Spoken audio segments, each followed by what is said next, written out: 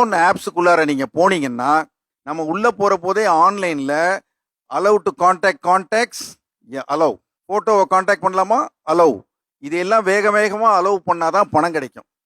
ரூ. 10,000 கடனுக்கு அப்பவே 3000 எடுத்துக்கிட்டு ஃபீஸ்ன்னு போட்டுட்டு 7,000 கொடுத்துட்டு 7,000 கடனை நீங்க 25,000 கட்டினாலும் கடன் தீராது. கேட்டுக்கொண்டே இருப்பான். இதுல பல பேர் நம்ம நாட்டிலே இல்ல, வெளிநாட்டுல இருக்கானுங்க இந்த லோன் ஆப் ஆளுங்க. இவங்கள நம்ம சைபர் கிரைம் ரொம்ப கண்டுபிடிச்சு எவ்வளவு ஒழிச்சாலும் திரும்ப திரும்ப வந்துட்டு இருக்காங்க புற்றீசல் மாதிரி. இதுல என்ன பண்றாங்கன்னா, ஒய்ஃபை சேவ் பண்ணி வச்சிருப்போம், கான்டாக்ட் சிஸ்டர்ஸ் பண்ணி வச்சிருப்போம், ஃப்ரெண்ட்ஸ் பண்ணி வச்சிருப்போம். அந்த பெண்களுடைய போட்டோக்களை எடுத்து கடன் வாங்கினவருடைய உடம்போட அதை ஒட்ட வச்சு நிர்வாண படங்களை எல்லாம் வச்சு அவங்க சொந்தக்காரங்க மொத்த பேருக்கும் அந்த கான்டாக்ட்ல இருக்கவங்களுக்கு அனுப்பிச்சு அப்படியெல்லாம் தொந்தரவு பண்ணி தற்கொலை செய்கிற போற அளவுக்கெல்லாம் போகுது. லோன் ஆப் மட்டும் கடைசி வரைக்கும் நெருங்கவே கூடாத ஒன்று.